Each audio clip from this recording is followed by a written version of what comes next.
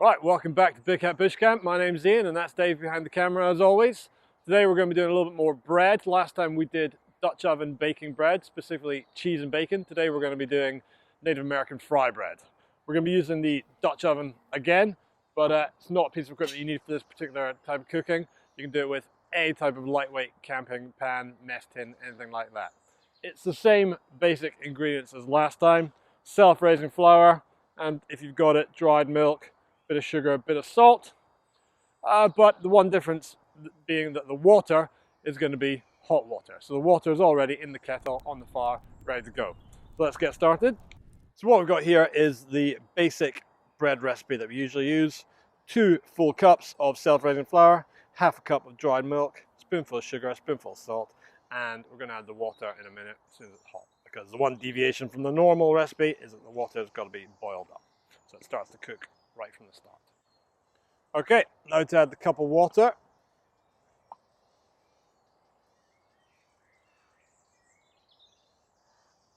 The reason it's hot water is that it can activate the self-raising flour right from the start, so it cooks from within, and then we're going to fry it, hence the name fry bread.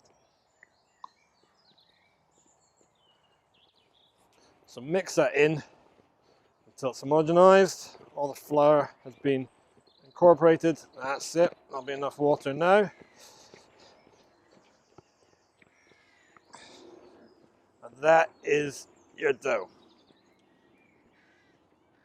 Okay, now put a little bit of flour on your hands so it doesn't stick. What we're going to do is make patties.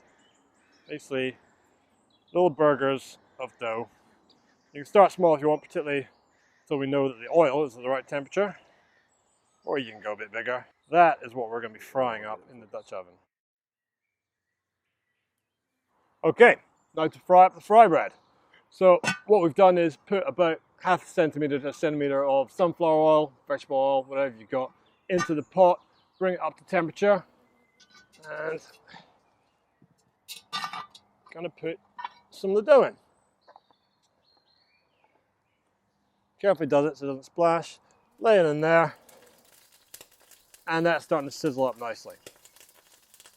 Now it's very hard to judge the temperature of the oil, so the way I do it is put it in for about a minute and then turn it over.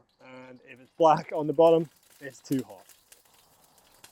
Okay, yeah, it's looking good. It could be a bit browner, but I'd say that temperature is about right. It might start to cool down soon, so I'm going to put it back in the fire so it doesn't drop down too cold.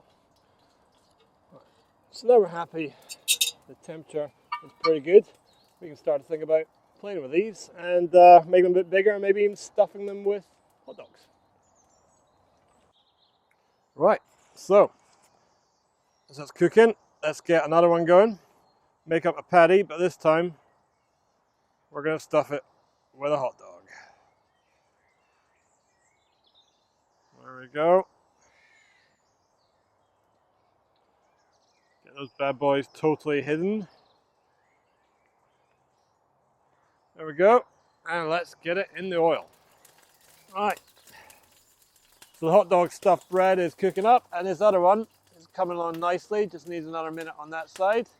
I'll be tucking into that very soon.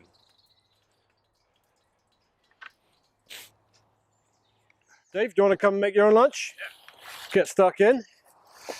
Grab a bit of flour, some dough, and obviously a hot dog. Oh, it's hot. Oh, yeah. Perfect for a chilly day like this. Yeah, it's good.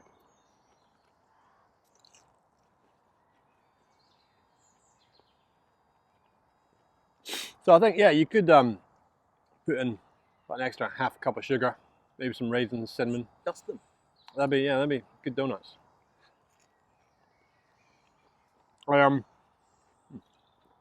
done these with more sugar, pecans, raisins, cinnamon, and cheese. Bizarrely, it makes a very nice Mexican dish called capira tandas. That's another thing that's not going to make it live long, but it's very tasty. Might do a video on that someday.